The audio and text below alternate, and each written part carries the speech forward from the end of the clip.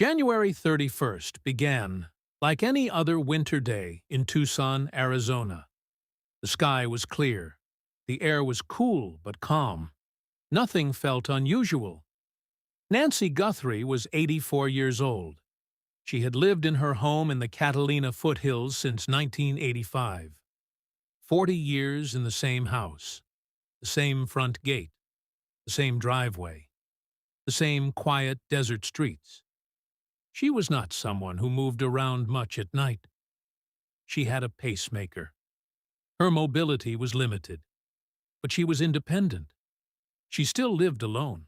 And that Friday evening, she spent time with family. Around 9:30 to 9:50 p.m., her son-in-law, Tommaso Cioni, drove her home. He later told investigators he watched her walk inside. He said he made sure she was safe. Then he left. The porch light was on. The neighborhood was quiet. Nothing looked wrong. But somewhere in those next 4 hours, something shifted. 4 hours. That gap would become one of the most important parts of the investigation. Because sometime between 1:30 and 2 a.m., a man walked up to Nancy Guthrie's front door. Her Ring doorbell camera captured him. The footage would later be shown across the country. He wore dark clothing. A mask covered most of his face. Gloves covered his hands. He carried a black Ozark Trail 25-liter backpack. Around his waist appeared to be a belly band-style holster. He moved calmly. Not rushed, not confused. He reached toward the camera and tapped it. Then he stepped forward. After that moment, Nancy Guthrie was never seen again. There were no reports of loud screaming, no confirmed witnesses seeing a struggle outside, no confirmed vehicle caught clearly on camera.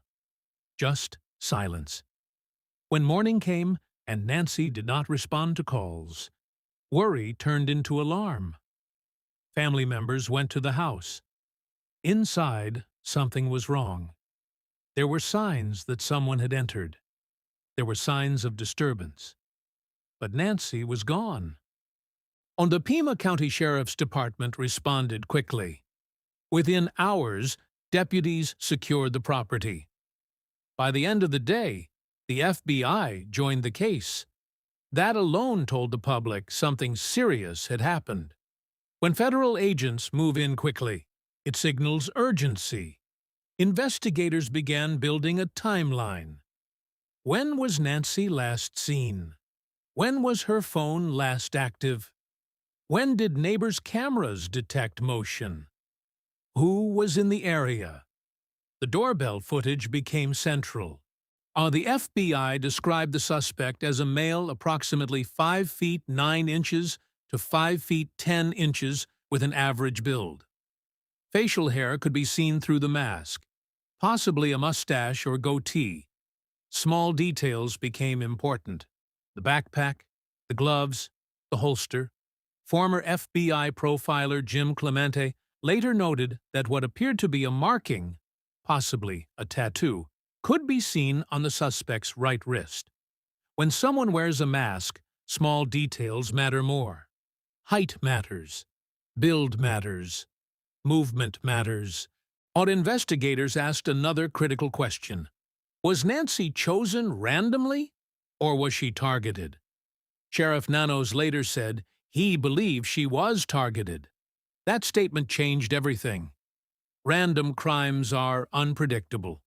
Targeted crimes require planning. Planning requires knowledge.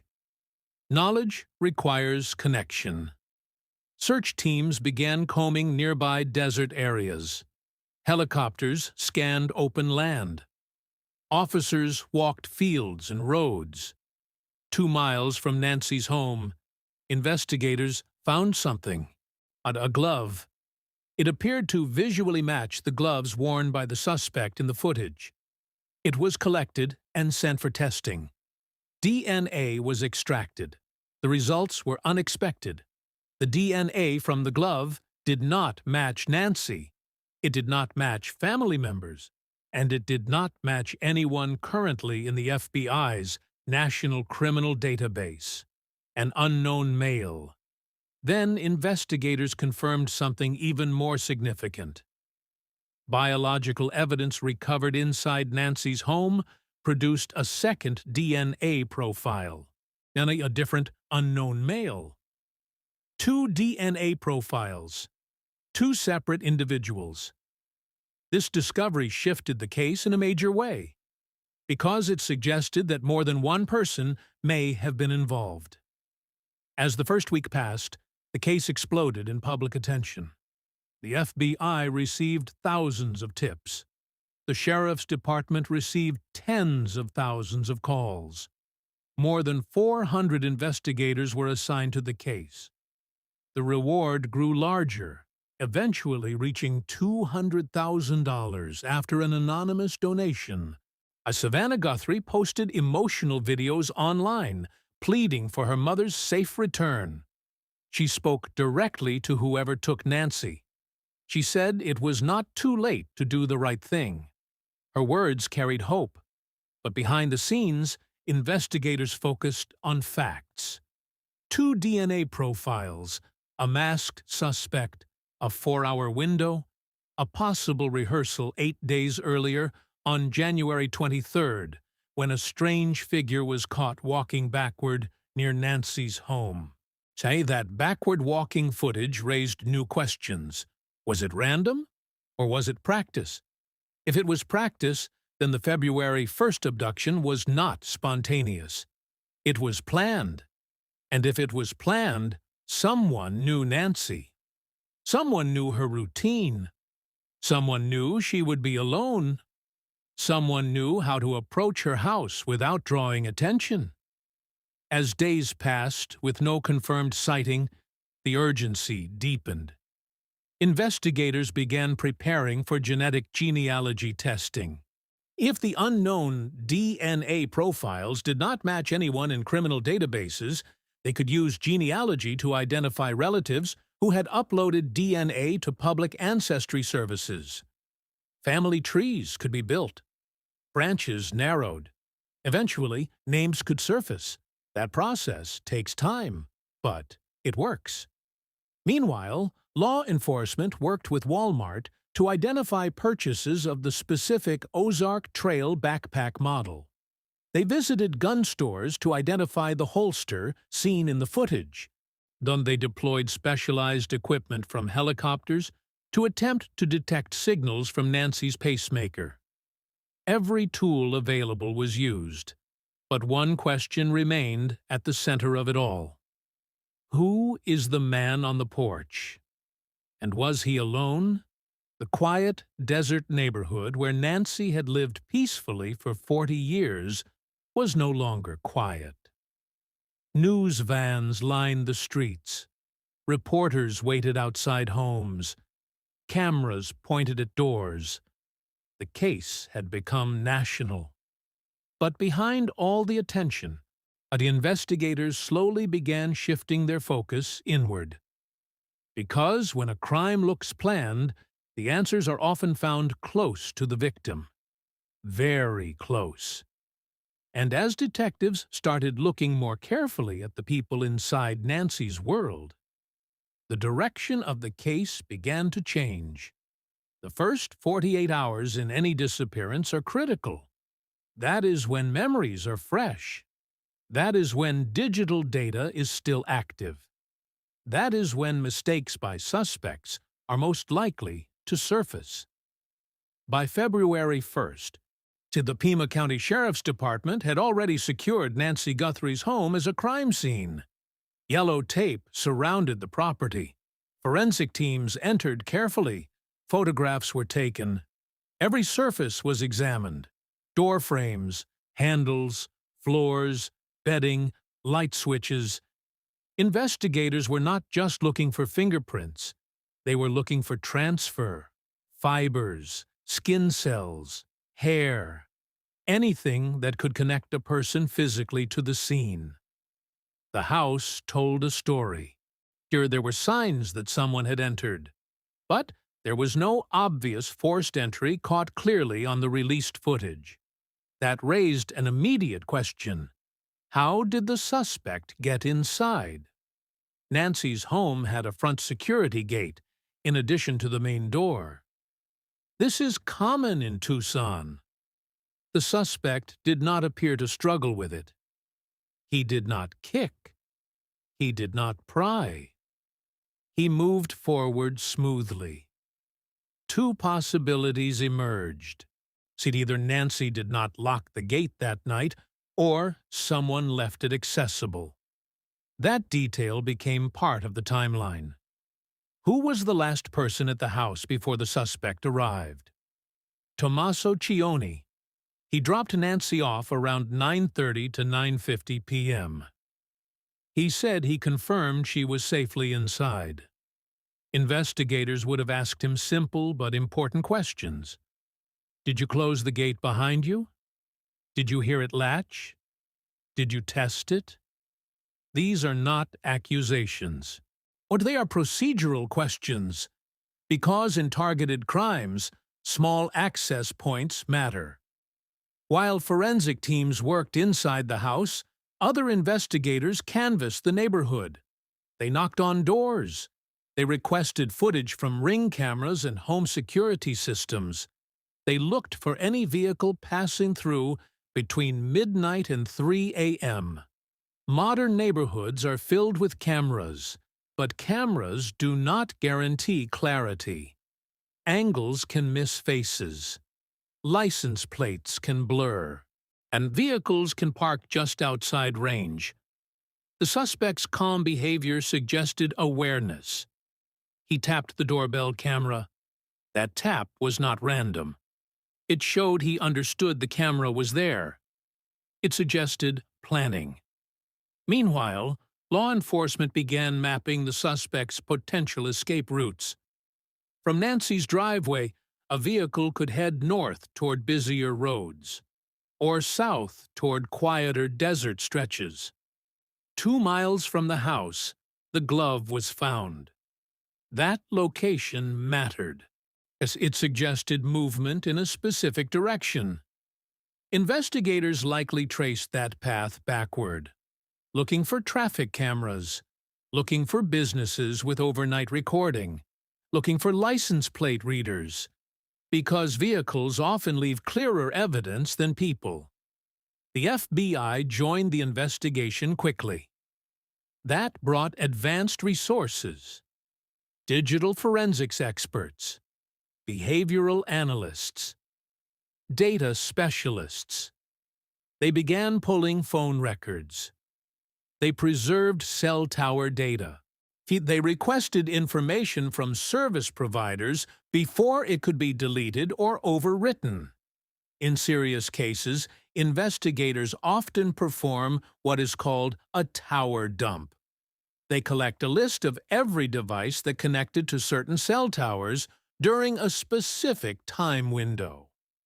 If someone's phone was near Nancy's house at 2 a.m., that data would show it. Even if no call was made, even if no text was sent, phones connect automatically, and those connections are stored. Investigators likely preserved tower data for both February 1st and January 23rd. January 23rd had become important because of the backward walker footage. A person walking backward near Nancy's home 8 days before her disappearance. Strange behavior. Unusual timing. If it was random, it would likely never repeat. If it was rehearsal, the same device might appear in tower data both nights. Patterns are stronger than guesses. If 2 phones appeared near Nancy's house on both January 23rd and February 1st, that would be powerful, because coincidence becomes harder to argue when repetition appears. As investigators looked outward at data, they also looked inward at relationships. Family members were interviewed. Close friends were interviewed. Anyone who had recent contact with Nancy was interviewed. This is standard in targeted cases. When someone is specifically chosen, the suspect often knows them. Sheriff Nanos later said publicly that he believed Nancy was targeted. That statement was based on internal findings. Targeted crimes usually show planning. The rehearsal footage suggested planning. The calm approach suggested planning. The presence of gloves and a backpack suggested preparation. Preparation suggests discussion. Discussion suggests more than one person may have known. As the second day passed, the case intensified. The FBI released still images of the suspect. Height, approximately 5 feet 9 inches to 5 feet 10 inches. Average build. Facial hair visible through mask. Black Ozark Trail backpack. Belly band holster. These details were not random. They were carefully selected to prompt recognition. Someone might recognize the backpack. Someone might recognize the holster. Someone might recognize the walk. And someone might recognize the build.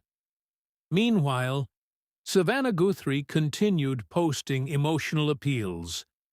Her voice reached beyond Tucson, and the case became national news. News vans lined the foothills. Reporters waited outside homes. Public attention grew, and public pressure grew with it. But inside the investigation, the focus remained calm and methodical. 2 unknown DNA profiles, one from the glove, one from inside the house. That meant at least 2 individuals had left genetic material connected to the crime. This did not automatically prove 2 perpetrators, but it strongly suggested it. What if one DNA profile belonged to someone with legitimate access to Nancy earlier? That could explain one source. But the glove DNA found 2 miles away suggested movement. And movement suggests involvement. Investigators began preparing for genetic genealogy testing. If the DNA did not match anyone in the criminal database, they would turn to ancestry databases. From partial matches, family trees could be built. Names could be narrowed. The clock was ticking. But because once genealogy begins, suspects may not even know they are being traced.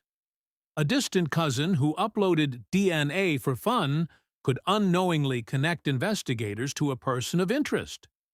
Now consider the emotional shift during those first 48 hours. At first, there is hope. Maybe she wandered off. Maybe she is confused. Maybe she will be found nearby.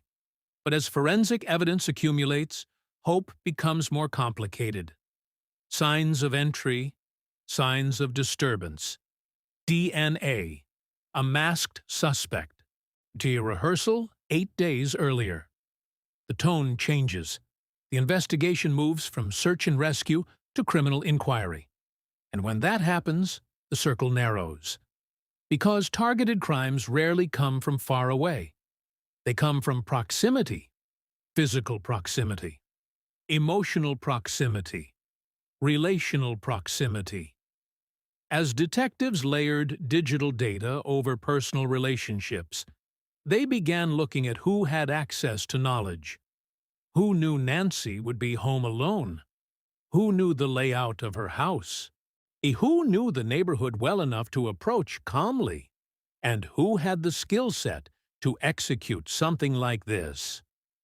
Those questions began shaping the direction of the case. By the end of the first 48 hours, investigators had secured physical evidence, preserved digital records, and identified key timelines. But they still did not have a name. Only a masked figure, a height range, 2 unknown DNA profiles, and a growing belief that this was not random. And the first 48 hours did not solve the case, but they changed its shape. The investigation was no longer just about a missing woman. It was about planning, coordination, and connection. And as detectives turned their attention toward the people closest to Nancy, one long-standing relationship began to stand out. Not because of accusation, but because of access. 19 years of access. And when that history was placed beside the suspect description and the skill set required, the investigation moved into a deeper phase. A phase where the question was no longer just who was on the porch, but who could have planned it. When investigators believe a crime was targeted, they do not start with strangers. They start with access. Who had access to Nancy's world? Who knew her habits? Who knew her schedule? Who knew she lived alone? Nancy Guthrie had lived in the same home since 1985. For decades, the people closest to her knew the layout of that house. They knew the front gate, they knew the driveway, they knew the quiet rhythm of the neighborhood. One of the people who knew that house well was her son-in-law, Tommaso Cioni. He married Nancy's daughter in September 2006. That means for nearly 2 decades, he had been part of the family. He had been to that house many times. Family dinners, holidays, visits. He would know how long it takes to walk from the door to the car. He would know where cameras were placed. He would know the lighting conditions at night. That knowledge alone does not suggest guilt. But in targeted investigations, knowledge is important. Now, consider this. 8 months before Nancy disappeared, a power of attorney document was signed. Power of attorney gives one person legal authority to make financial or medical decisions for another. But this is common in families with elderly parents. It does not mean wrongdoing, but investigators always look at timing. Because when a major legal change happens before a disappearance, it becomes part of the timeline. Timeline is everything in criminal cases. January 23rd, backward walker footage. January 31st, Nancy dropped off at 9:30 to 9:50 p.m. February 1st, masked suspect at the door around 2 a.m. 8 months earlier, power of attorney signed. Each date becomes a marker. Each marker becomes a layer. Now, let us expand the circle slightly. In 2007, 1 year after Tommaso married into the family, something else happened. He joined a band. The band was called Early Black. It was formed through simple classified ads in Tucson. One of the men he met through those ads was Dominic Aaron Lee Evans. Dominic played drums. Tommaso played bass and sang. They rehearsed together, recorded together, performed together in small venues across Arizona. And they were not childhood friends. They were not cousins. They were strangers who met through music and built a friendship over 19 years. 19 years is not casual. That is long enough to build trust. Long enough to know someone's strengths. Long enough to know someone's struggles. When two people share that kind of history, they know each other well. They talk. They share. They confide. If someone were planning something serious, they would not choose a random helper. They would choose someone trusted, someone loyal, someone capable. This is where the investigation began examining skill sets, because crimes like this require specific abilities. Entering a home at night, moving calmly, confronting an elderly person, removing them quietly, leaving without drawing attention. That requires nerve. It requires comfort in risky situations. Public records show that Dominic Evans had prior felony convictions in Pima County: burglary, robbery, theft, and embezzlement, DUI. A past conviction does not prove present guilt. But burglary means unlawful entry into a structure. Robbery means confronting and taking from another person by force or threat. Those are not small charges. They require crossing certain lines. When investigators build profiles, they examine whether someone has experience in behaviors similar to the crime. Again, this is not accusation, it is analysis. Now return to the FBI description of the suspect. Male. Approximately 5 feet 9 inches to 5 feet 10 inches. Average build. Facial hair visible. Possibly a marking on the wrist. That description did not appear to perfectly match Tommaso's height in public photographs. But it did not exclude Dominic. Height became a key detail. Because if Tommaso was taller than the FBI estimate, he might not be the man on the porch. That is where the architect and operative framework enters. If one person planned and another executed, height discrepancies disappear. And the architect does not need to be on camera. The operative does. Now layer that with the 2 DNA profiles, one from the glove found 2 miles away, one from inside the house, 2 separate unknown males. If one DNA profile were eventually identified as someone in Nancy's close circle, investigators would immediately ask about connections. Who do they know? Who were they in contact with? Who did they spend time with on January 23rd and January 31st? And if that person had a 19-year friendship with someone else connected to Nancy, that friendship becomes relevant. Now, think about communication. If 2 people were involved, they would need to coordinate. Calls, texts, meetings. But smart planners might avoid digital communication. They might speak in person. They might leave phones at home on the actual night. But what about the rehearsal night? January 23rd.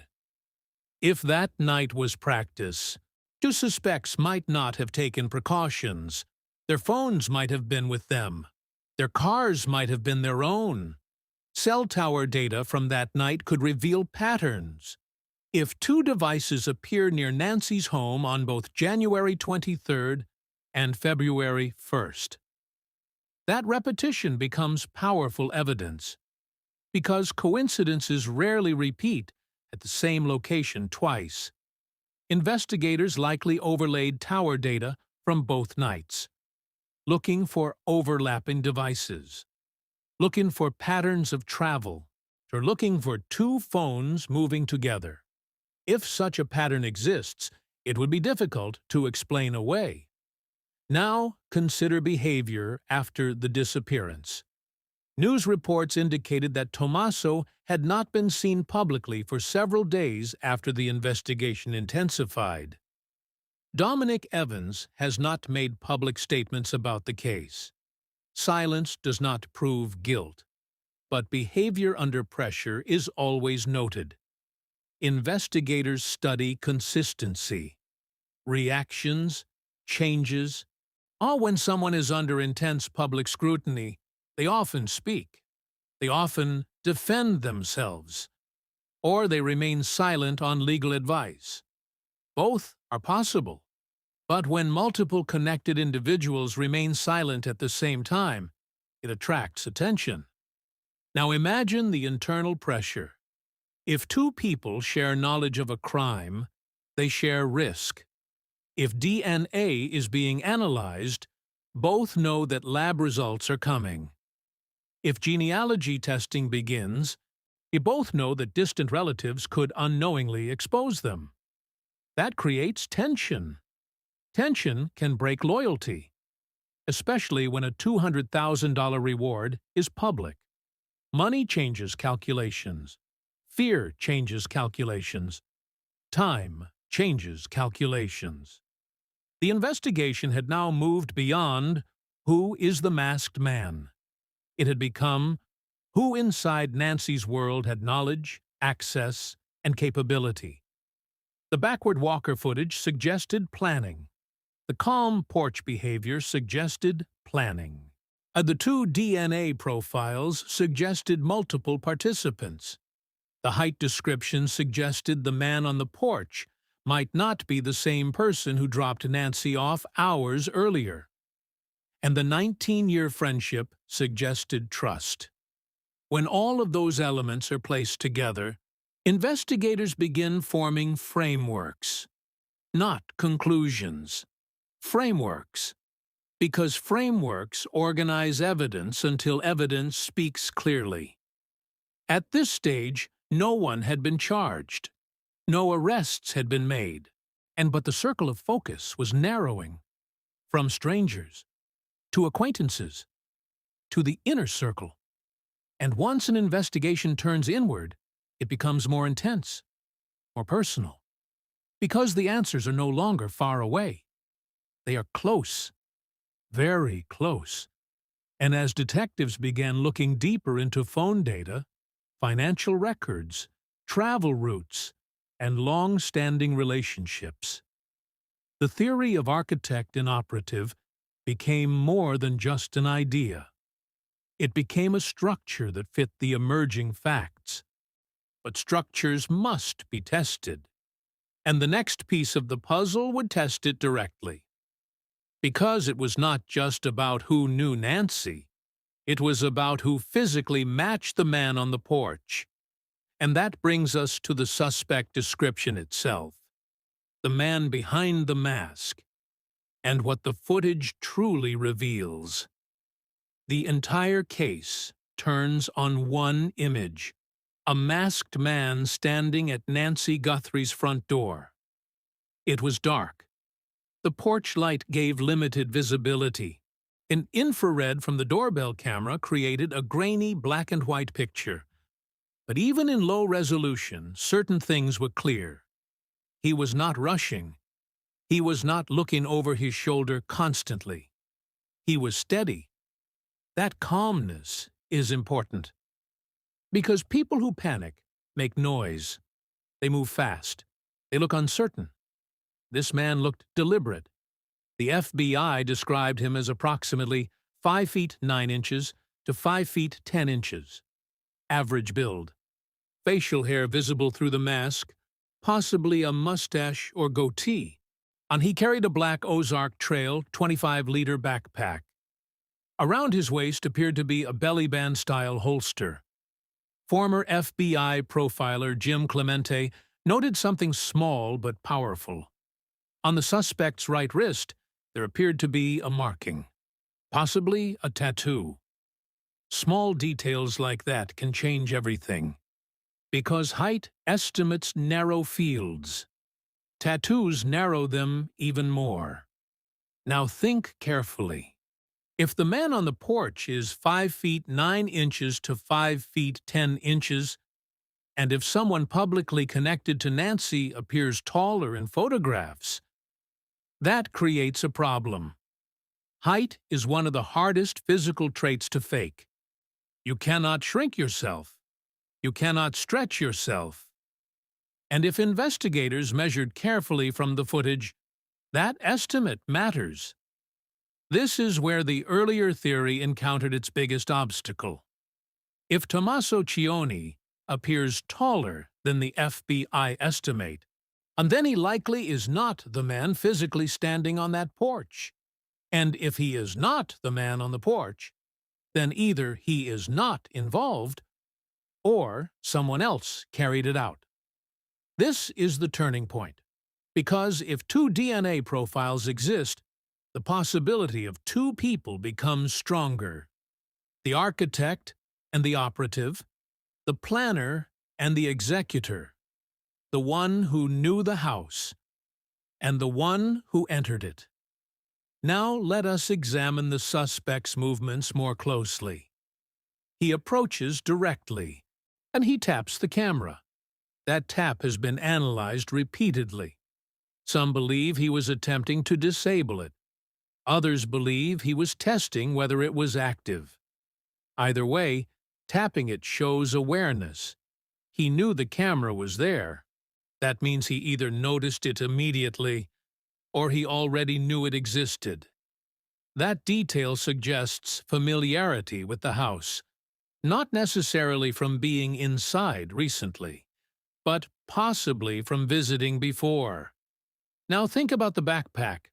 The Ozark Trail is a brand sold primarily at Walmart. Investigators worked with Walmart to determine how many of that specific 25-liter model were sold in the area. They examined purchases in the weeks leading up to February 1st. If it was purchased with a card, that creates a record. If purchased with cash, it is harder to trace. But bulk patterns can still narrow the field. The holster is another key detail. Sheriff Nanos described it as unique. The investigators took images of it to gun stores in the Tucson area. Asking owners if they recognize the model. Some holsters are common, some are less common. If someone recently purchased one matching that design, it could create a connection. Now, return to physical build. Average build. Not muscular. Not extremely thin. Just average. That description excludes some people. It includes many others. Facial hair visible through the mask narrows further. A mustache or goatee. And investigators and online observers began comparing public images of individuals connected to Nancy's world. But image comparison is unreliable without professional analysis. Lighting changes perception. Angles distort size. Masks hide structure. It is dangerous to declare matches based on side-by-side screenshots. Responsible investigation does not rely on social media collages. It relies on measured data. Height, DNA. Device location. Purchase history. And now let us return to the two DNA profiles. The glove found 2 miles away contained DNA from an unknown male. The biological evidence inside the house contained DNA from a different unknown male. Two separate individuals, if one of those DNA profiles belongs to the man on the porch. Then the other profile belongs to someone else who was physically present. That suggests assistance. Perhaps someone who helped inside the house. Perhaps someone who handled items. So perhaps someone who assisted in removal. If two individuals were physically near Nancy that night, then the porch footage may show only one of them. The other may have remained out of camera view, watching, waiting, stationed at a vehicle. Now imagine the logistics of removing an 84-year-old woman quietly. She had a pacemaker, limited mobility. She could not be rushed. She would need assistance walking, perhaps holding an arm, perhaps supported. That takes time. During that time, someone must watch the street. Someone must be ready. Someone must manage the vehicle. One person cannot easily do all of that alone without risk, which strengthens the possibility of coordination. Now, consider the backward walker again. January 23rd. A person moving strangely near Nancy's house. If that was rehearsal, it tells us something about the mindset of whoever did this. Rehearsals are careful. They are planned. They are not emotional. They are strategic. If two people were involved, both may have been present that night. One testing the camera range, the other observing response time. If two phones were near Nancy's house on January 23rd, and those same two phones were near on February 1st, that is not coincidence. That is pattern. Now consider behavior after the crime. If someone planned this carefully, they may have tried to create alibis. They may have left phones at home on February 1st. They may have used alternate vehicles. But January 23rd may not have required such caution. If they believed it would go unnoticed, they may have behaved normally, which means digital footprints from that night could be the key. Investigators likely know far more about device movement than the public does, because, while the public debates height and facial hair, agents analyze pings, routes, overlaps. Now, imagine two devices appearing in the same areas on both key dates. The two devices registered to individuals with a 19-year friendship. Two devices that traveled similar routes at similar times. If such a pattern exists, it would strongly support the accomplice framework. Now, let us address something critical. There is still the possibility that the man on the porch acted alone. That the second DNA profile belongs to someone unrelated. That the rehearsal footage is coincidence. That the height estimate is slightly off. And all of those possibilities exist. Investigators must remain open to them. But as more layers are added, DNA rehearsal, targeted statement, access, friendship, skill set, the probability of random decreases, and the probability of planning increases. Now, return to one small phrase from the ransom-style emails sent to media outlets. The main individual, not the kidnapper, not the suspect. The main individual. That phrase suggests hierarchy. It suggests more than one role. If someone is the main individual, others are secondary. That language aligns with the architect and operative model. One leading, one executing, one central, one assisting. If the email writer was close to the situation, that wording could reflect internal structure. But email language alone cannot convict anyone. It can only suggest mindset. Now imagine the moment when DNA results become finalized. If one profile matches someone with a prior criminal record, that match could be immediate. If no match appears, genealogy begins. Family trees are built, cousins identified, names narrowed, and eventually, one of the two profiles will attach to a person. When that happens, investigators will ask one simple question. Who do they know? If that name connects to someone inside Nancy's circle, everything accelerates. The height problem disappears. The framework solidifies.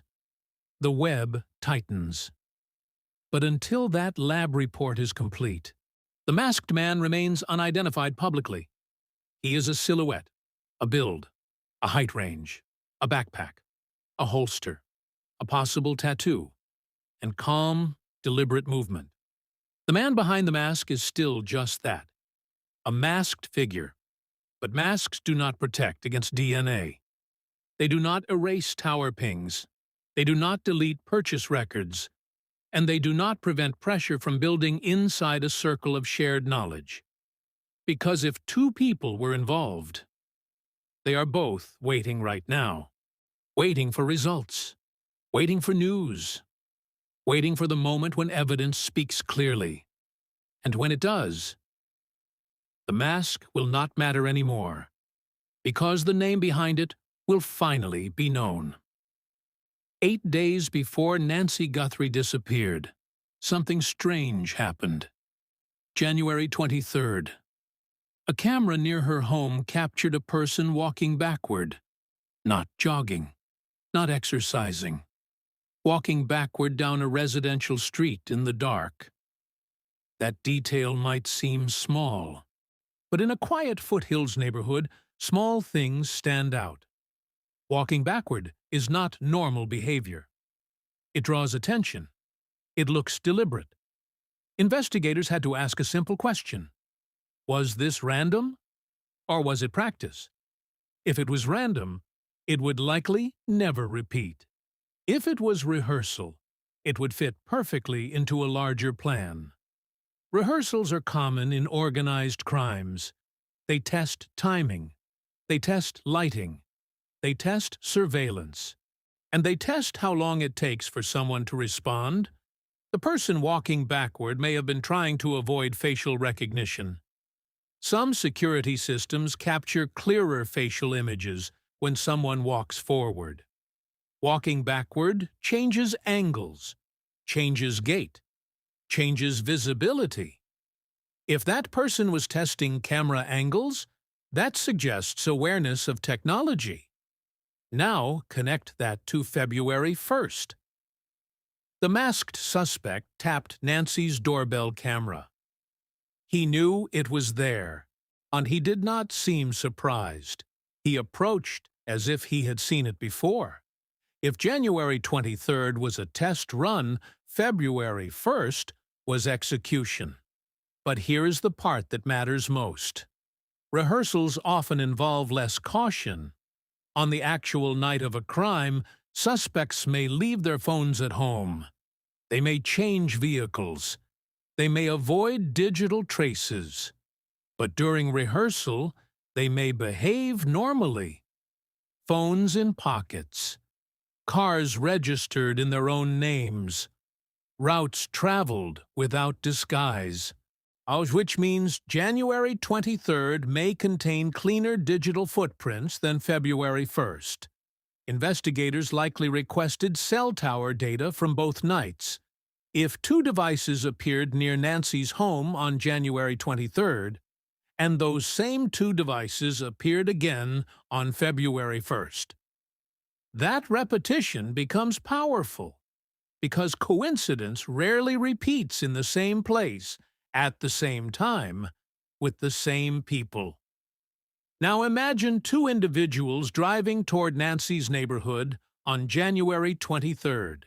E1 exits the vehicle, walks backward past cameras. The other remains in the driver's seat, watching, timing, counting seconds between motion detection and porch lights, learning the neighborhood's reaction time. If no one comes outside, if no lights turn on quickly, that gives confidence. Confidence builds boldness. Boldness leads to execution. Now return to February 1st. The masked suspect was calm, deliberate. He did not appear rushed. That calmness suggests confidence. Confidence often comes from preparation. Preparation often comes from rehearsal. The backward walker footage therefore becomes more than odd behavior. It becomes potential evidence of planning. Now add another layer. If the backward walker was the same height range as the masked suspect, that consistency matters. If both appeared to be approximately 5 feet 9 inches to 5 feet 10 inches, the likelihood increases that they were the same person.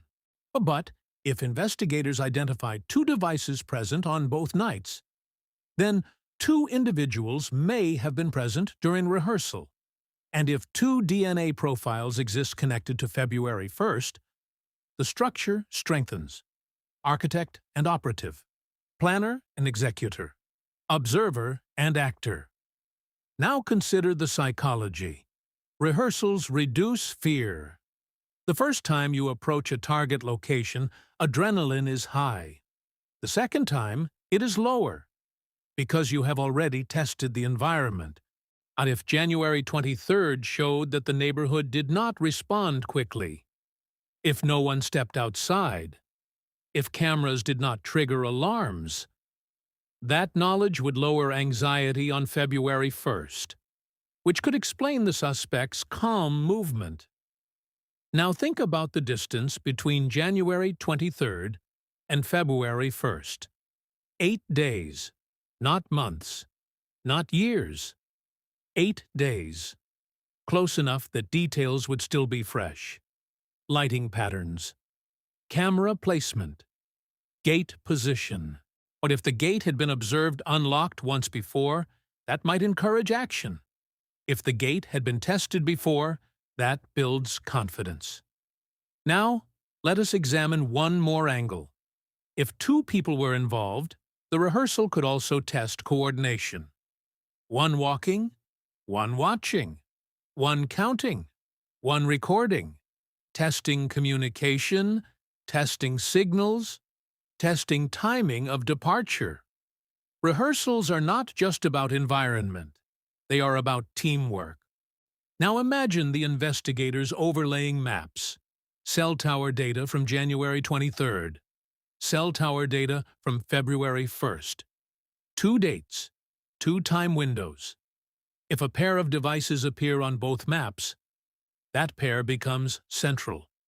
Because repeated presence near a future crime scene is not random. It is pattern. And patterns are powerful in court. Now think about something else. If suspects believed January 23rd went unnoticed, they may not have taken precautions. They may have parked in visible spots, driven normal routes, connected to towers naturally. That makes that night potentially more valuable to investigators than February 1st, because criminals often focus on covering their tracks on the main event, not the rehearsal. Now step back and see the structure forming. January 23rd, possible rehearsal. February 1st, execution. 2 DNA profiles, possible multiple participants. Height range suggests specific physical match. A calm porch behavior suggests preparation. Access to knowledge suggests someone close. The layers begin stacking, but stacking layers does not equal proof. Proof comes from connection. Connection comes from names, and names come from data. DNA, devices, purchases, routes. Now consider the emotional shift if 2 people were involved. On January 23rd, they may have felt curious, testing. On February 1st, they may have felt focused, executing. But as days passed, our feelings change. Fear replaces focus. Silence replaces action. And silence under pressure is difficult to maintain, especially when you know that digital footprints exist, especially when you know that genealogy testing can identify you through relatives you have never even met.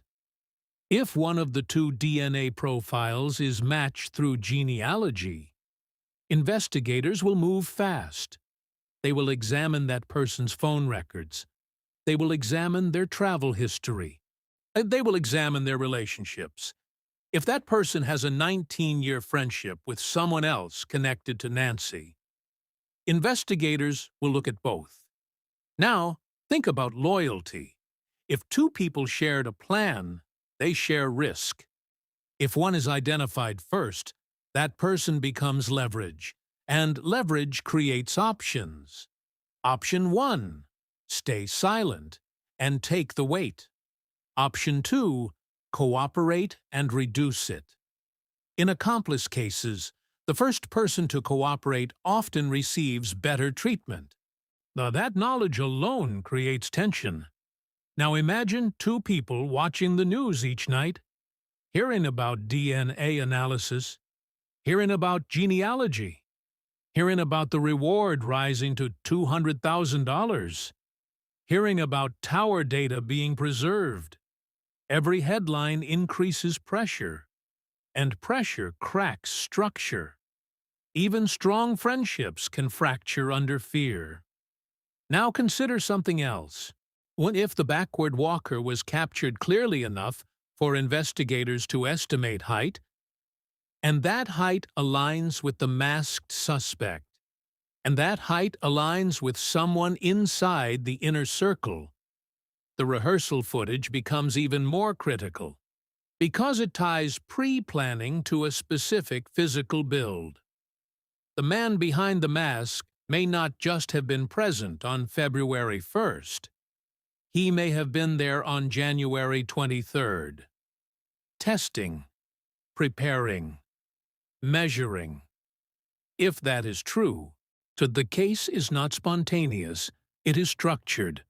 And structured crimes often leave structured evidence, not random clues, patterns, and patterns connect. Now imagine the moment when investigators confirmed two phones present on both nights. That confirmation would not be public immediately. It would be internal, quiet, discussed in meeting rooms, reviewed carefully. But once confirmed, the direction becomes clear. And the next step would be confrontation. But before confrontation comes something else: verification. Because in serious cases, investigators verify everything twice. DNA labs recheck samples. Device records are confirmed. Tower data is cross-referenced. Because when they move forward, they must be certain. The rehearsal may have been the first move in a larger plan. If so, it tells us that whoever did this believed they could control the situation. Control requires confidence. Confidence requires preparation. Preparation requires partnership. And partnership requires trust. Which brings us back to the 19-year friendship. Back to access. Back to skill sets. Back to height. Back to the mask. The rehearsal was not just strange behavior. It may have been the first visible crack in a hidden plan. And if that is true, then everything that followed was not random. It was timed. It was layered. It was coordinated. And coordination always leaves connections behind. Yet the question is not whether connections exist. The question is whether investigators have already found them. Because if they have, then the waiting period we are in right now is not uncertainty. It is preparation. Preparation for the moment when evidence becomes action. And that moment may arrive quietly. In a lab. In a data report. In a sealed warrant. But when it arrives, the rehearsal will no longer look strange. It will look like the beginning. On the beginning of a plan that started 8 days before Nancy disappeared. And the beginning of pressure that is now building toward its breaking point. If the rehearsal suggested planning, the DNA suggested partnership. This is the detail that changed everything. 2 DNA profiles. Not one. 2.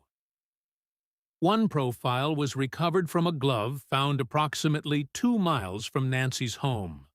The glove visually matched what the suspect appeared to be wearing in the doorbell footage, and it was discarded along what investigators believe may have been an escape route. The second DNA profile came from biological evidence recovered inside Nancy's house. And the sheriff confirmed something critical.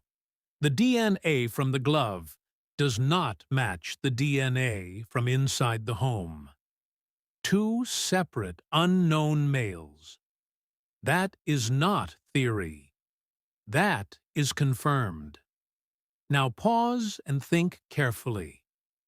If one unknown male entered Nancy's home and committed the crime alone, there would likely be one DNA profile tied to the suspect.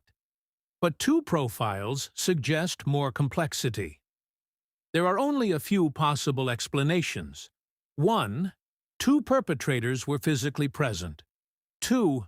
One profile belongs to someone with legitimate access to the home, unrelated to the crime. 3.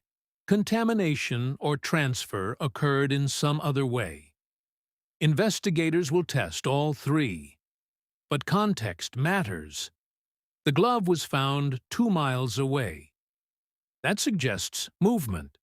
Someone discarded it while traveling away from the scene. That indicates involvement. Now imagine the moment investigators realized the 2 profiles did not match. That moment changes the investigative structure. It means they are not just hunting one unknown male. They are hunting 2.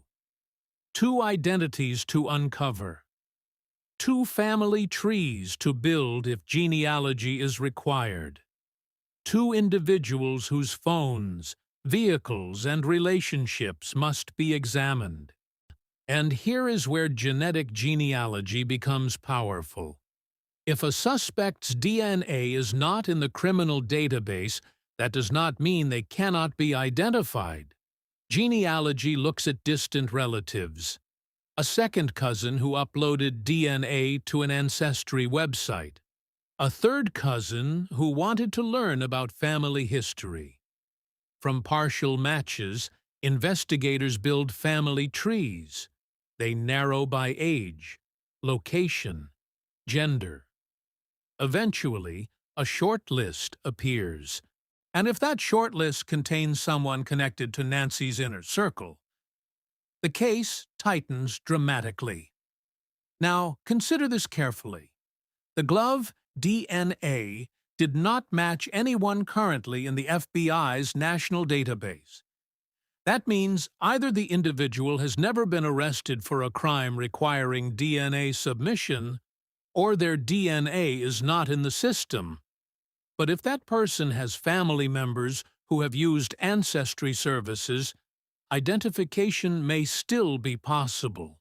And once one of the 2 DNA profiles is identified, the second profile becomes easier to investigate, because if 2 people committed the crime together, they likely know each other.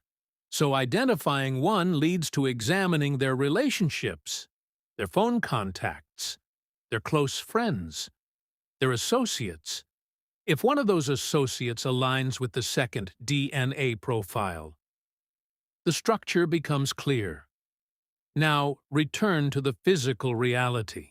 And removing an 84-year-old woman from her home in the middle of the night is not simple. It requires time, control, physical assistance. If Nancy resisted even slightly, that creates close contact. Close contact creates DNA transfer.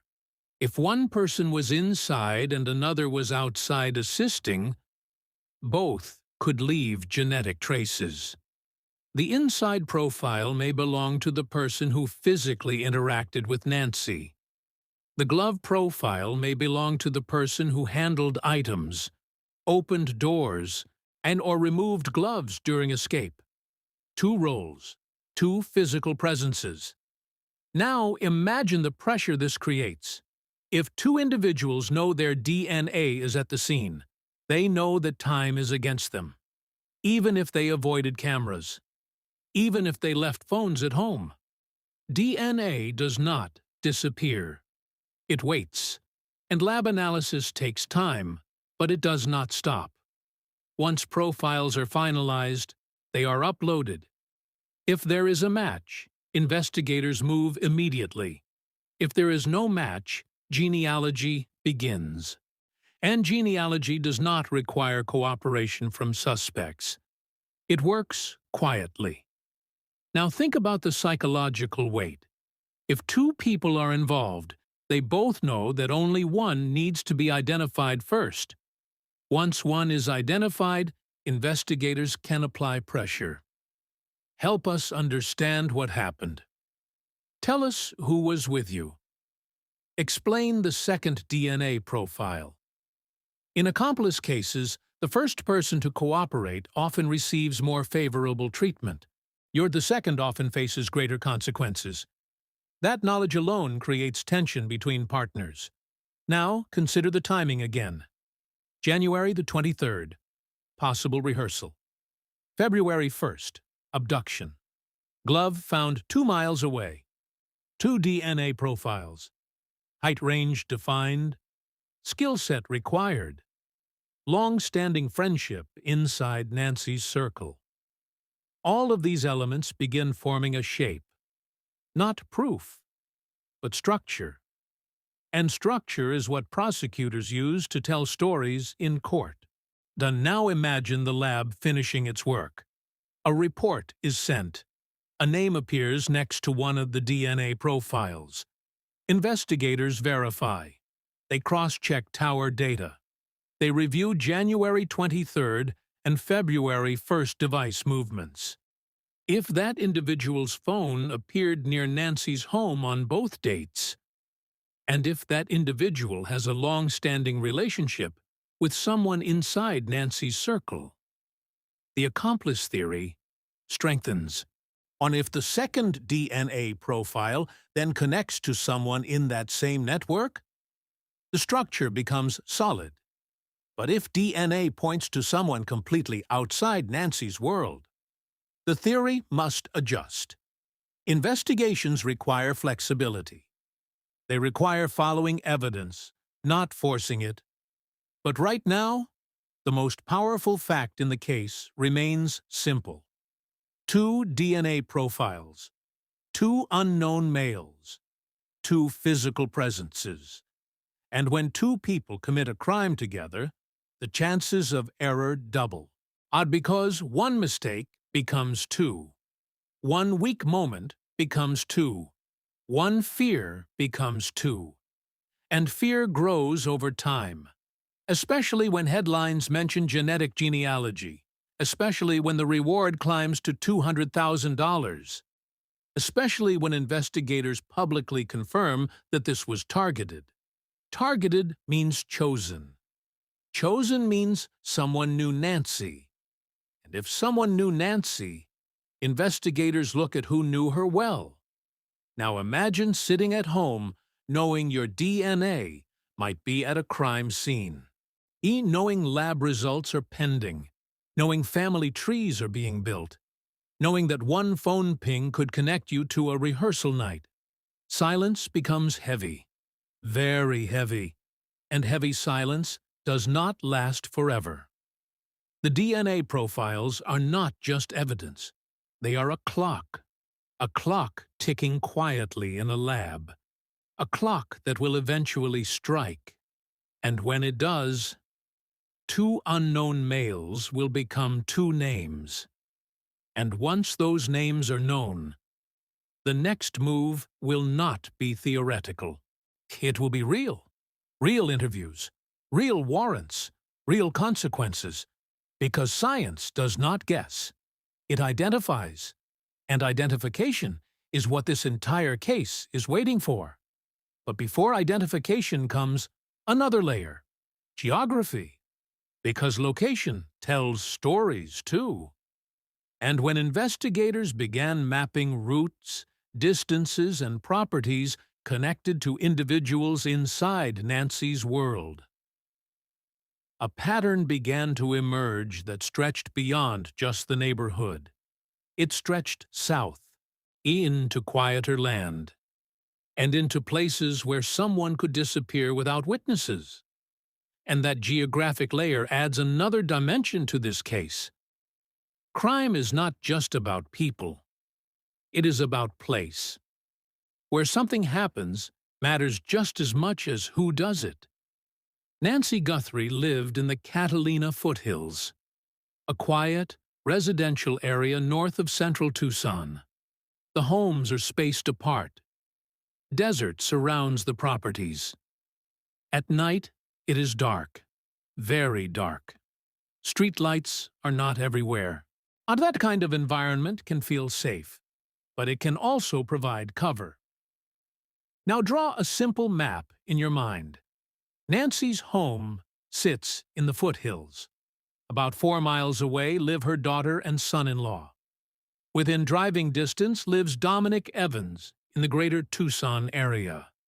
These locations form a tight triangle. Close, convenient, familiar. If someone planned a targeted crime, proximity helps. It allows for scouting. It allows for practice. It allows for quick travel at night. Now think about the glove found 2 miles from Nancy's house. 2 miles is not random distance. It suggests direction. If the glove was discarded while driving, investigators can trace the likely route. Which road was taken? Which intersections were passed? Were there cameras along that path? Gas stations? Traffic lights? Businesses? Even small rural cameras sometimes capture headlights at certain angles. Mapping the escape route is crucial. Now expand the map. And about 60 miles south of Tucson is a rural area called Rio Rico. It sits near the border. It is less populated, more open, more isolated. Large properties, long stretches of desert. Dirt roads that do not always appear clearly on mapping systems. To be clear, there is no confirmed evidence Nancy was taken to Rio Rico. But investigators must consider geography logically. If someone wanted to move an elderly person somewhere remote, they would look for isolation. But isolation means fewer witnesses, fewer cameras, less chance of being seen. Driving from Tucson to Rio Rico takes roughly 50 minutes to an hour at night. In the early morning hours, traffic is light. Darkness is heavy. If someone left Nancy's neighborhood around 2:30 a.m., they could reach remote land before sunrise, and then return before most people wake up. Now, consider something else. If someone connected to the case had familiarity with rural southern Arizona, that familiarity would matter. Local knowledge is powerful. Knowing which roads are unpaved, knowing which areas have low patrol frequency, knowing where phone signal is weak. All of those factors influence planning. But geography is not just about remote land. It is about movement patterns. Investigators analyze not just where someone could go, but where someone did go. And cell tower data reveals travel direction. If a phone connected to towers progressively south of Nancy's house after 2 a.m., that shows movement. If it connected north instead, that shows a different pattern. Tower data can create a breadcrumb trail, even if the phone was not actively used. Now imagine two phones moving together. If two devices connected to the same sequence of towers within minutes of each other, that suggests coordination, especially if that pattern repeats on January 23rd. Now layer this with personal geography. People usually operate within areas they know. They choose routes they have driven before. They select places they are comfortable with. If someone rarely travels south of Tucson, but their phone appears near Rio Rico in the early hours of February 1st, that becomes suspicious. Patterns of past travel matter. Investigators compare normal routines to unusual deviations. If someone's phone normally stays within a small radius, but suddenly travels a long rural route on a critical night, that deviation becomes important. Now think about the emotional aspect of geography. Nancy's home was familiar to her. Safe? Predictable? If someone inside her circle knew that she felt safe there, they might believe she would not expect danger. They might believe she would open the door if she recognized a voice. They might believe she would not resist strongly. And that knowledge can create confidence in a plan. Now, return to the escape route. The glove was found 2 miles away. If investigators traced that location and found it aligned with a southbound route, that points toward open land. If it aligned northbound, that suggests something different. Either way, it narrows the map. Maps do not lie. They show patterns. They show distance. They show timing. And timing is critical. From 2 a.m. to sunrise, there are several hours. Several hours where movement can occur without much traffic. If someone planned this carefully, they would choose the darkest window, the quietest window. Now imagine investigators layering 3 maps. Map 1, Nancy's home and immediate neighborhood. Map 2, glove location and potential escape route. Map 3, phone movement from January 23rd and February 1st. If those maps overlap around specific residences or travel corridors, the picture sharpens. And if those corridors connect individuals with long-standing relationships, the structure tightens. Now consider the psychological comfort of operating within known territory. Criminals often commit crimes close to home. Not always, but often.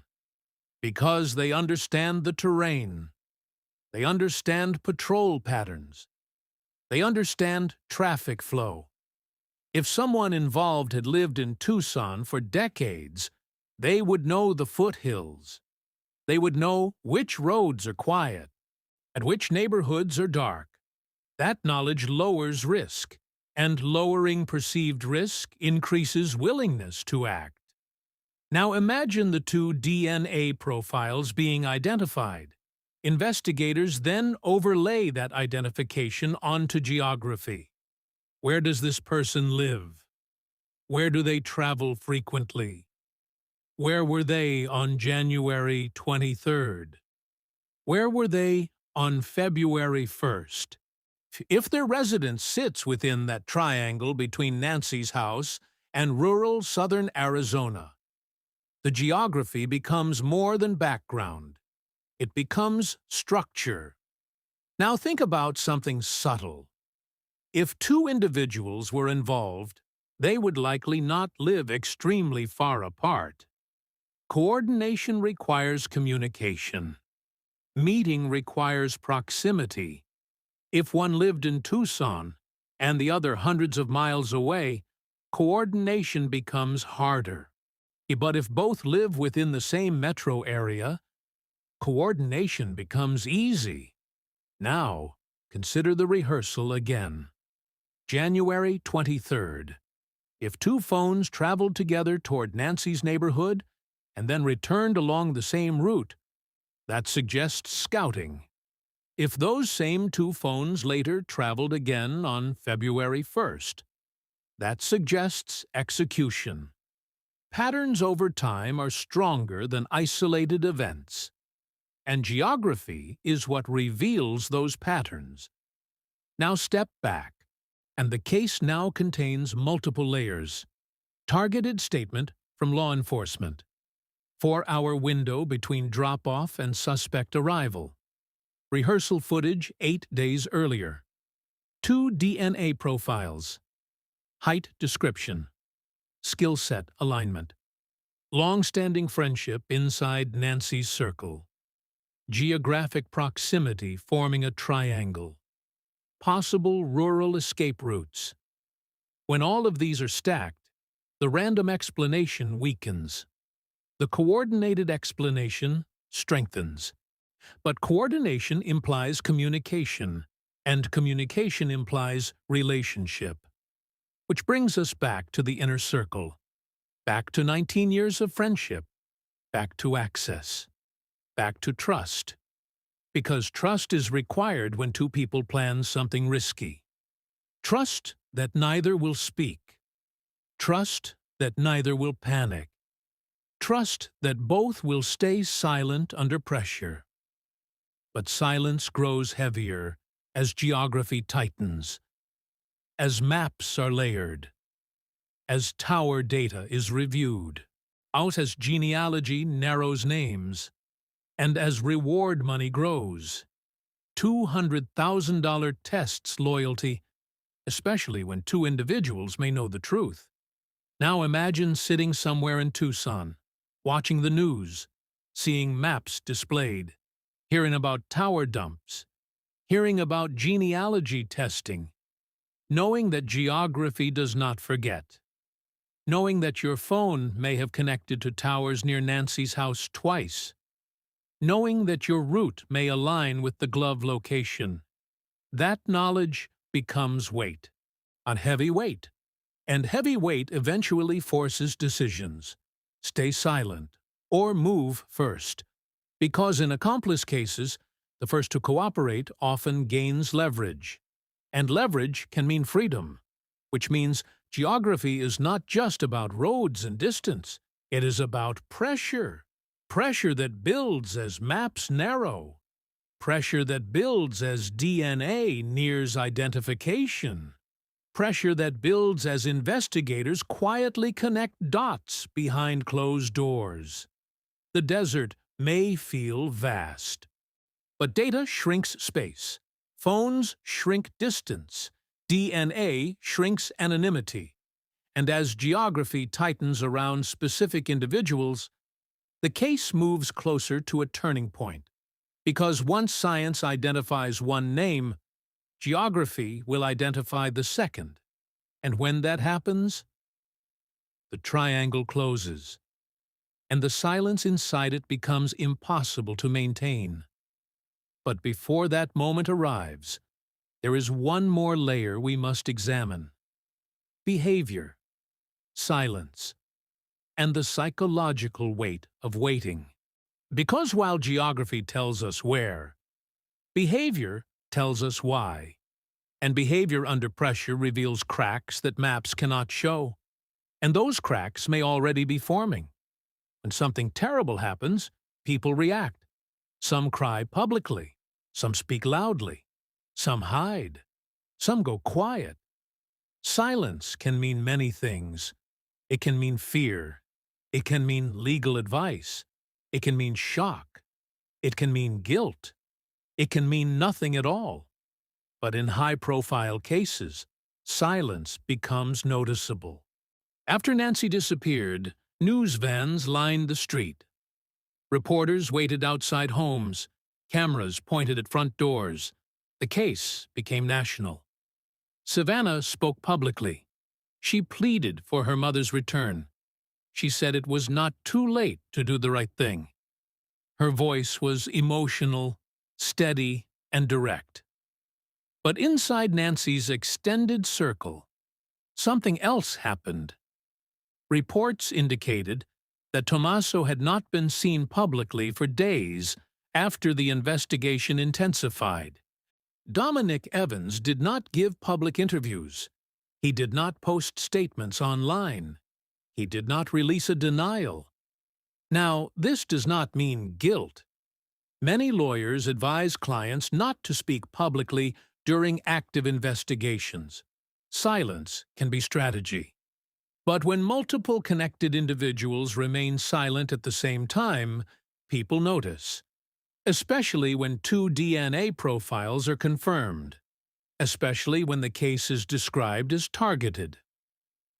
Silence under pressure is difficult.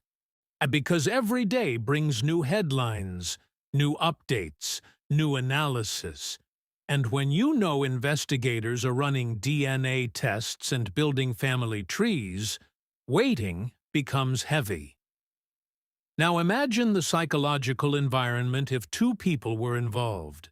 Each knows that science is moving forward.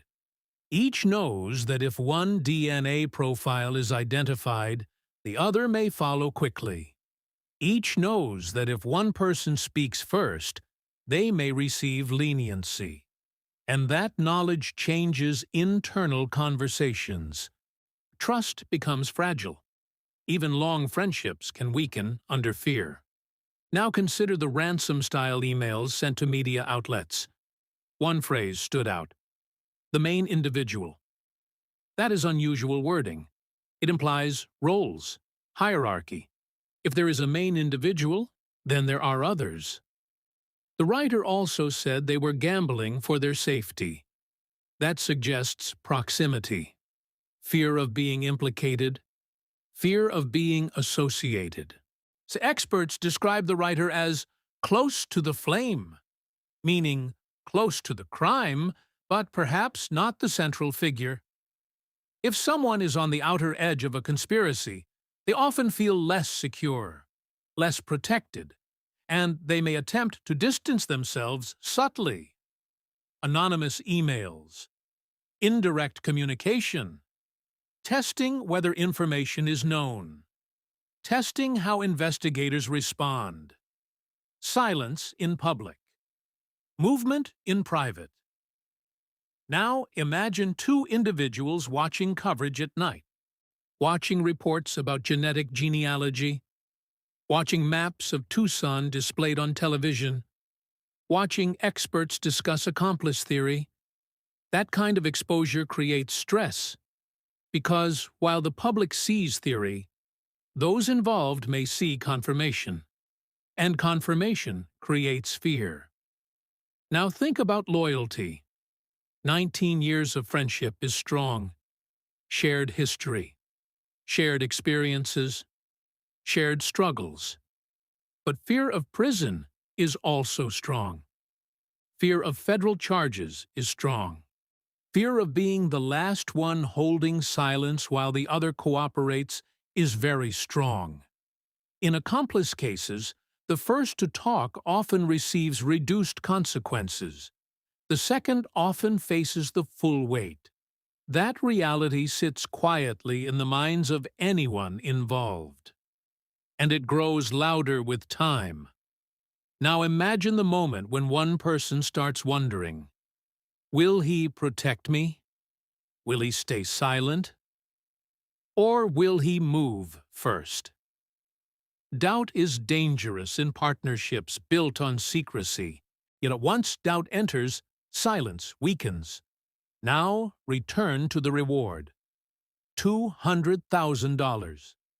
That is life-changing money for many people. It tests loyalty. It tests silence. It tests fear.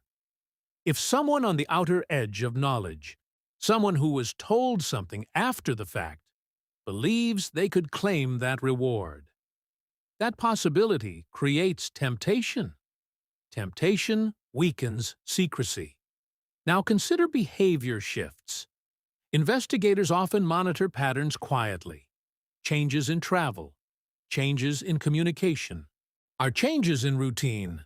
If someone suddenly travels less, or deletes social media, or avoids public places, those shifts are noted, not as proof, but as behavioral markers, because behavior under stress reveals cracks, and cracks reveal pressure points.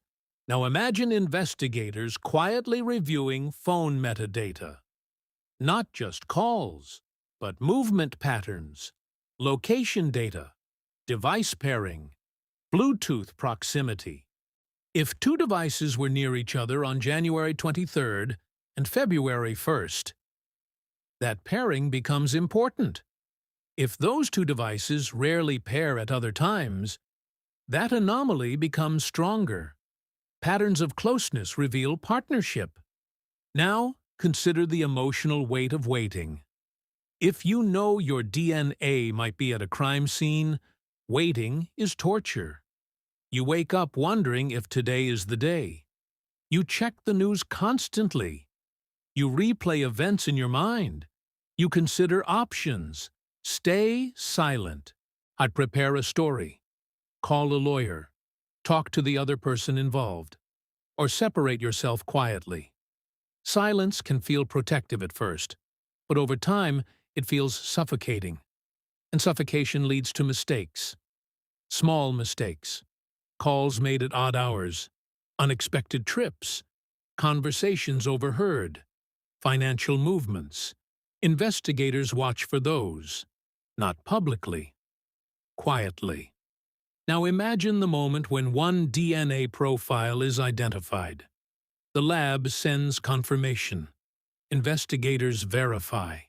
And they compare tower data. They compare device movement. They compare relationships. If that name connects directly to someone inside Nancy's circle, the pressure shifts from theory to confrontation. And confrontation changes silence into decision.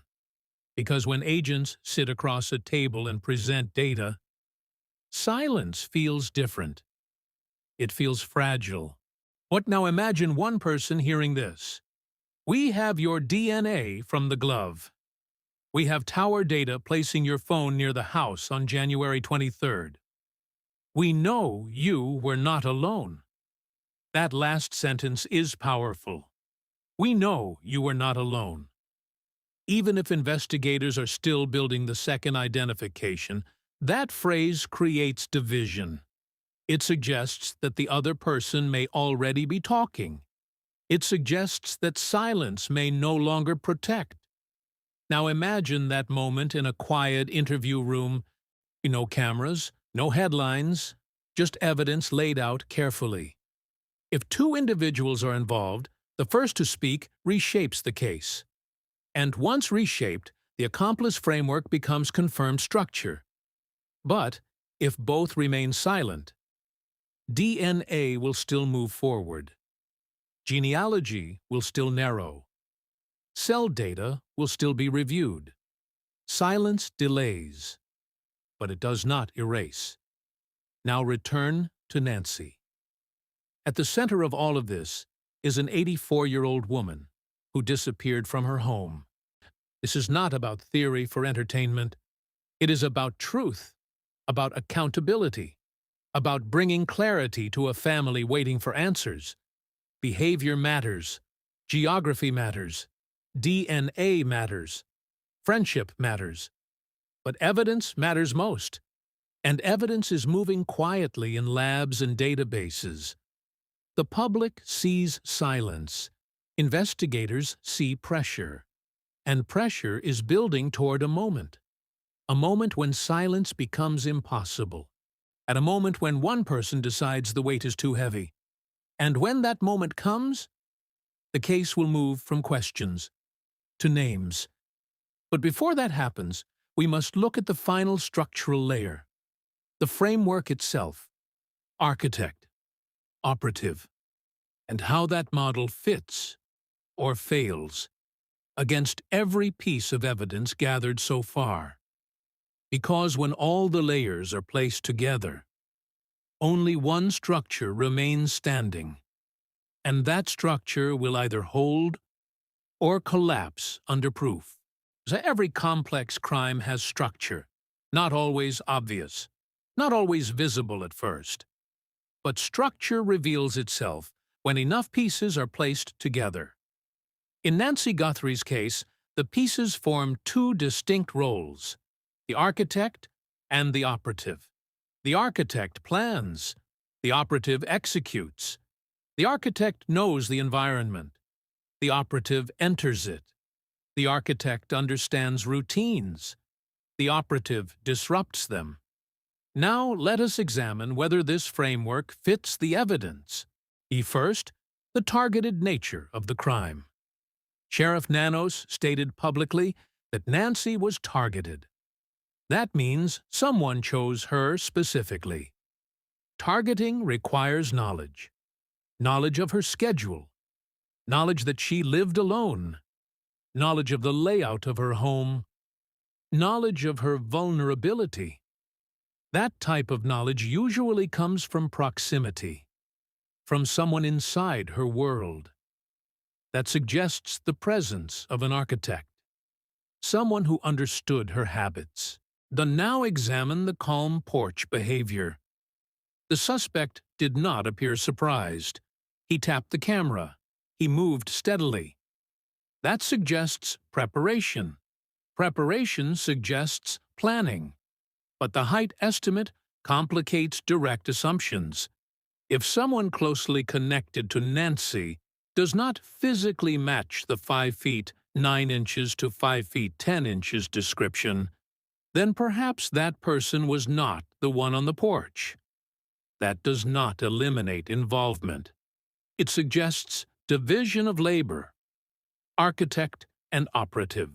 And now layer in the rehearsal. January 23rd. Backward walker. Testing cameras. Testing response time. Rehearsals are not emotional. They are strategic. If someone inside Nancy's circle planned this, they would not necessarily walk backward in front of cameras themselves. They could send someone else, someone who physically matches the description, someone capable of acting confidently at night. That is the operative role. Now examine the two DNA profiles. Two separate unknown males. If two people were physically present, that aligns with the framework. The architect may have been present. or may have remained nearby. The operative may have entered the house, or both may have been inside. But two profiles support partnership more than solitude. Now consider skill sets: entering a home quietly, managing confrontation, remaining calm under pressure. These are not common traits. They require nerve, experience, confidence. Public records show that one individual within Nancy's extended circle had past felony convictions for burglary and robbery. Again, past conviction does not equal present crime, but skill sets matter in capability analysis. Burglary requires unlawful entry. Robbery requires control over another person. Those experiences align more closely with operative behavior than architect planning.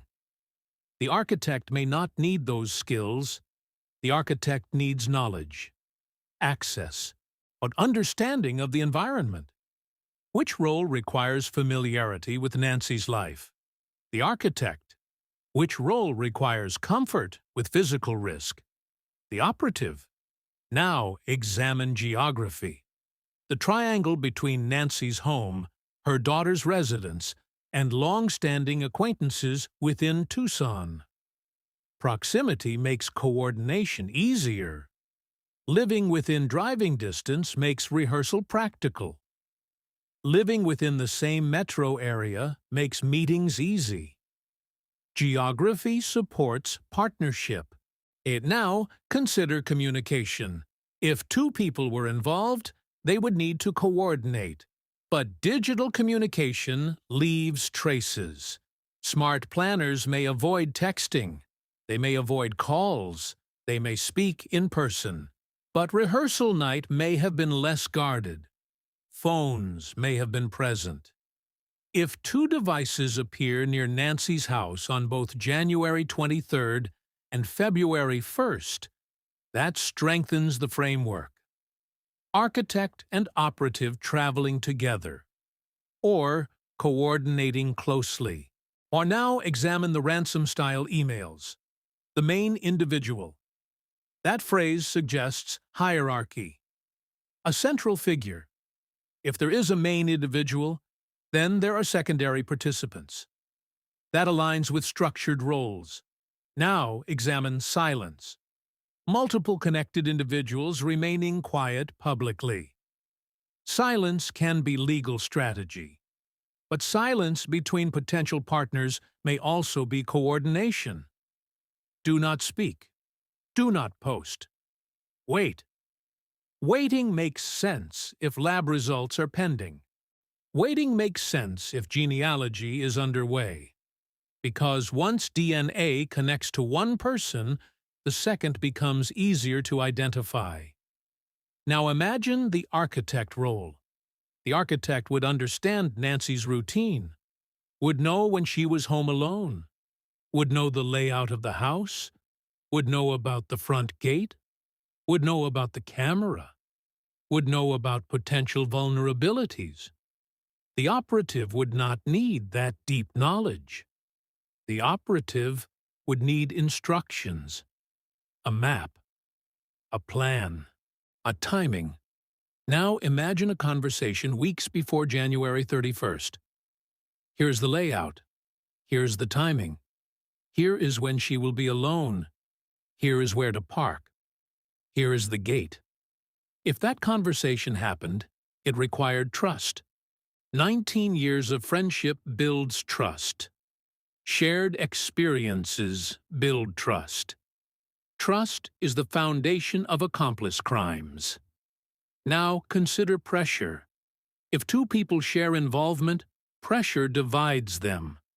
Because each knows that if the other speaks first, on the consequences shift. In accomplice cases, cooperation often leads to reduced sentences. That knowledge creates tension, especially if one role feels secondary. If someone feels like they were not the main individual, they may feel less protected. And less protected means more likely to talk. Now imagine investigators presenting evidence to one individual first. DNA links, tower data, purchase records.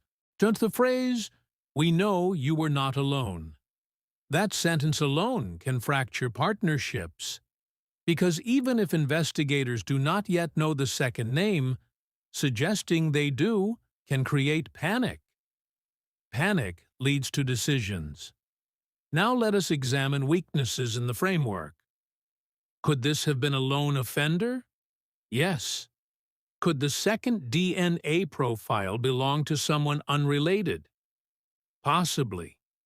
Could the rehearsal footage be coincidence? It could. Could height estimates be slightly off? Yes. Our investigations must allow for alternative explanations. But when multiple independent layers align with the architect and operative model, rehearsal. 2 DNA profiles, targeted statement, skill set alignment, geographic proximity, hierarchy language in emails. Height discrepancy resolved through division of roles. The framework becomes strong, not proven, but strong. And strength in investigation means direction. Now, imagine the moment when DNA identification confirms one profile belongs to someone connected to Nancy's extended circle. Investigators then examine that person's closest associates. If one associate fits the height description, if one associate has a relevant skill set, if one associate was present on January 23rd and February 1st via tower data, the framework locks in. And once locked in, confrontation follows. But if DNA points elsewhere entirely, the framework collapses, and investigators pivot. That is how real investigations work. They follow evidence, not theory. Right now, the architect and operative model explains the evidence coherently. It explains the height discrepancy. It explains the rehearsal. It explains the 2 DNA profiles. It explains the targeted nature. It explains the calm porch behavior. It explains silence. But explanation is not conviction. Evidence must confirm. And confirmation is coming. Because labs do not stop. Databases do not sleep. Genealogy trees continue building. And once a name surfaces from DNA, the framework will be tested. If it holds, the case accelerates. If it breaks, the investigation reshapes. But either way, the waiting phase is nearing its end. Because science is methodical. And methodical work eventually produces results. And when those results arrive, the architect and the operative will no longer be roles. They will be names. And names change everything. And which brings us to the final chapter. The pressure clock, the reward, the waiting, and the moment when silence can no longer survive evidence. Right now, this case is quiet on the outside. No arrests, no public suspects, no dramatic press conferences. But quiet does not mean still. Behind closed doors, time is moving. And time in cases like this is not neutral. It creates pressure. The pressure clock started ticking the moment 2 DNA profiles were confirmed. Because once DNA exists, it cannot be erased. It cannot be argued away. It waits, in a lab, in a database, in a family tree, and while the public debates theories, investigators work methodically. Step 1. Finalize both DNA profiles. Step 2. Upload to the national database. If there is a match, everything changes immediately. If there is no match, genealogy begins. Family trees, partial matches, distant relatives, names narrowing slowly. See, the Golden State Killer case was solved this way. Other major cases have been solved this way. It takes time, but it works. Now imagine being one of two unknown males whose DNA is connected to this crime. You know that genealogy does not require you to cooperate. It works through relatives, through cousins you may barely know, through family members who uploaded DNA years ago for fun. You cannot stop that process. You cannot control it. All you can do is wait. And waiting creates fear. Now add another factor. The reward is now $200,000. That is not a small number. That is life-changing money. For someone on the outer edge of knowledge, someone who helped in a small way, or was told something afterward, that number creates temptation. Temptation weakens loyalty. Temptation cracks silence. Now add public attention. Savannah continues to speak. Media continues to report. Experts continue to analyze. Each update reminds those involved that the case is not fading. It is not being forgotten. It is being built, quietly. Now consider cell tower data. If two phones were near Nancy's home on January 23rd and again on February 1st, that pattern is recorded. Telecommunications companies store data. Even if suspects tried to avoid using phones on February 1st, rehearsal night may not have been protected. Investigators may already know which devices were present.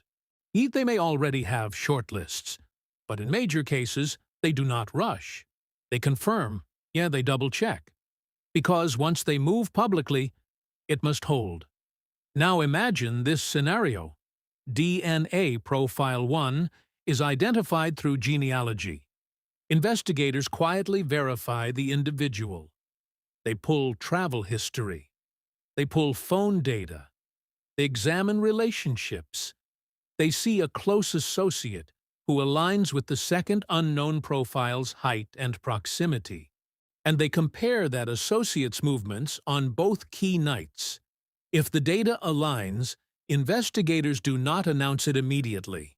They build the case fully. They prepare interviews. They prepare warrants.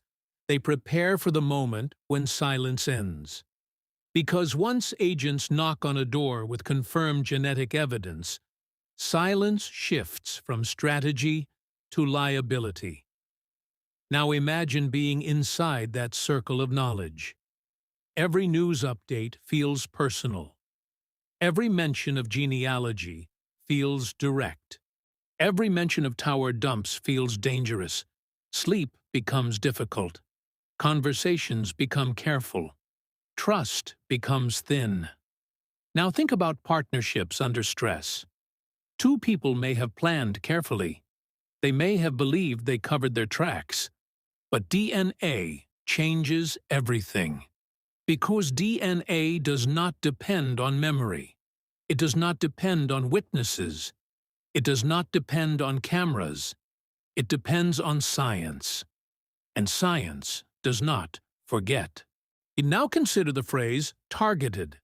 Sheriff Nanos chose that word carefully. Targeted means deliberate. Deliberate means planned. Planned means someone knew Nancy. That fact has never changed. From the beginning, this was not random, which means investigators have always focused on the inner circle first. Family, friends, long-term acquaintances. And when inner circles are examined, patterns appear. Not just physical patterns, relationship patterns.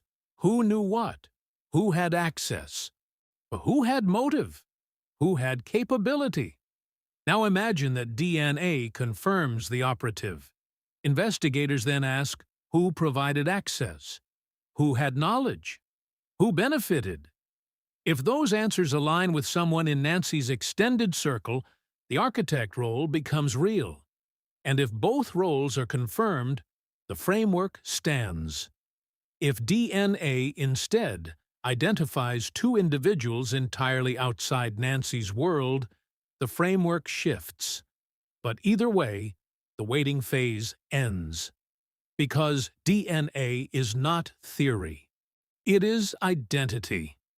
Now, imagine the moment when one of the two individuals decides to move first. Maybe not publicly, maybe quietly, through a lawyer, offering information in exchange for leniency. That is common in accomplice cases. Fear of being second often drives cooperation. And once one speaks, the structure collapses. Now step back and look at everything together. The 4-hour window, the calm, masked suspect, the rehearsal 8 days earlier, the 2 DNA profiles, on the glove 2 miles away, the geographic triangle, the height description, the long-standing relationships, the silence, the ransom-style emails referencing the main individual. Individually, each element raises questions. Together, they form a framework that either leads to confirmation or breaks under proof. But it cannot remain suspended forever, because science is moving, quietly, methodically, relentlessly. And once science speaks, debate ends. Nancy Guthrie has been missing since that early morning. Her family is waiting. The community is waiting. The investigation is waiting on one thing: names. 2 unknown male DNA profiles will eventually become names. And when they do, everything changes. The man behind the mask will no longer be a silhouette. He will be identified. The architect, if one exists, will no longer be theory. He will be confronted. The pressure clock is ticking. Not loudly, not dramatically, but steadily. And when it reaches 0, silence will break. Because silence can survive suspicion. It cannot survive proof. Until that moment arrives, we are in the final phase of waiting. Waiting for DNA. Waiting for genealogy.